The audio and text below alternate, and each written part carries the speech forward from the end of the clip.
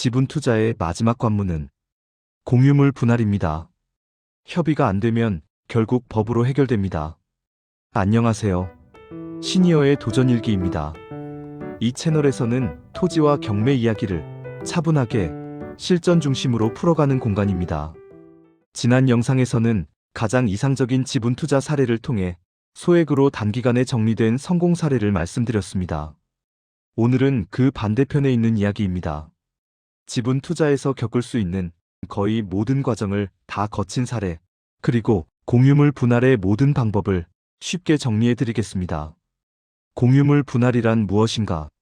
공유물 분할이란 여러 명이 함께 소유하고 있는 부동산을 각자의 지분에 맞게 정리하는 절차입니다. 지분 투자를 하면 결국 반드시 마주하게 되는 단계가 바로 공유물 분할입니다. 협의로 끝날 수도 있고 소송으로 갈 수도 있습니다. 그리고 최종적으로 경매까지 가는 경우도 있습니다. 공유물 분할의 방법 핵심 정리. 공유물 분할에는 크게 세 가지 방법이 있습니다. 협의 분할, 가장 이상적. 공유자들끼리 서로 합의하여 정리하는 방식입니다. 한 사람이 다른 지분을 매수 또는 지분을 제3자에게 공동 매각. 비용 시간, 부담 최소. 가장 좋지만 현실에서는 가장 어렵습니다. 공유자들과 연락이 어려운 경우가 많고 협의를 진행한다고 해도 토지의 위치, 도로 접한 부분, 분할 후 모양 등 많은 사유로 합의가 어렵기 때문입니다. 현물 분할 원칙. 법에서 정한 공유물 분할의 원칙입니다. 하나의 토지를 물리적으로 나누어 각자 소유하는 방식입니다. 토지가 넓고 분할이 가능한 구조일 때 가능.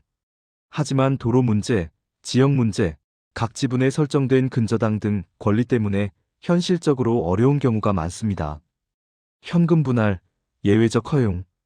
물건을 경매에 붙여 각자의 지분 비율대로 현금으로 나누는 방식입니다. 협의 불가, 현물 분할 불가. 권리관계가 복잡한 경우 법원에서 아주 제한적으로만 인정합니다. 오늘 사례가 바로 이 현금 분할로 간 경우입니다. 실제 사례게요.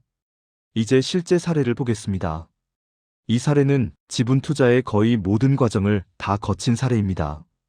지분 낙찰, 협의 시도 불발, 공유물 분할 소송, 현금 분할 판결, 공유물 분할을 위한 경매까지. 지분 투자를 공부하시는 분들에게 교과서 같은 사례입니다. 앞으로 지분 투자를 하고 출구 전략을 고민하신다면 이번 사례를 순서대로 따라서 진행하시면 효율적일 것이라 생각합니다. 물건과 낙찰 상황. 이 물건은 토지 전체 중 지분 4분의 1이 경매로 나왔습니다. 총 사회 유찰, 감정가의 24%까지 하락, 입찰자 4명. 저는 감정가의 약 30% 수준의 낙찰받았습니다. 가격만 보면 아주 매력적인 지분 물건이었습니다. 낙찰 후 협의 시도, 그리고 불발. 잔금 납입과 등기 이전을 완료한 뒤 등기부등본에 기재된 주소로 공유자들에게 편지를 보냈습니다. 하지만 결과는 모두 반송. 이후 어렵게 공유자 한 분과 연락이 닿았지만 어떠한 협의도 진행되지 않았습니다. 매수 의사 없음. 분할 협의도 없음. 그렇게 아무것도 할 수 없는 상태로 2년여의 시간이 흘렀습니다. 공유물 분할 소송 제기.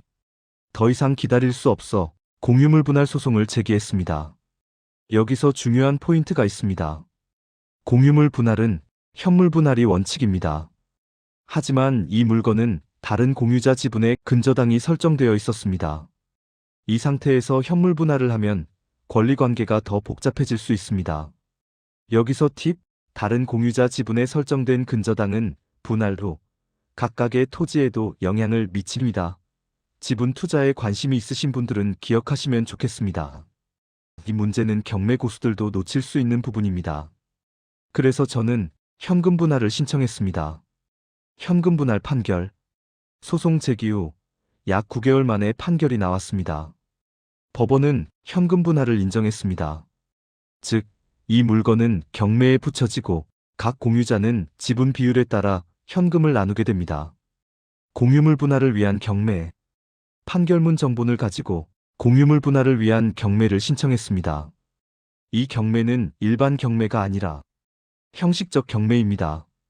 채권 회수를 위한 경매가 아니라 소유관계를 정리하기 위한 경매입니다. 참고로 이 과정의 모든 소송은 전자소송 셀프로 진행하였으며 비용은 많이 발생하지 않았습니다. 그러나 경매를 신청할 때는 물건 가액에 따라 법원 보관금이 몇백만 원 정도 되며 경매 종료 후 반환받습니다. 이 사례에서 얻은 교훈. 이 사례는 시간도 오래 걸렸고 깊이 있는 지분 투자 지식도 필요했습니다. 하지만 분명한 교훈이 있습니다. 지분 투자는 출구까지 설계하지 않으면 절대 시작하면 안 된다. 공유물 분할은 언젠가는 반드시 마주한다. 소송은 싸움이 아니라 정리의 수단이다. 핵심 정리. 공유물 분할은 지분 투자의 끝이자 가장 중요한 단계입니다.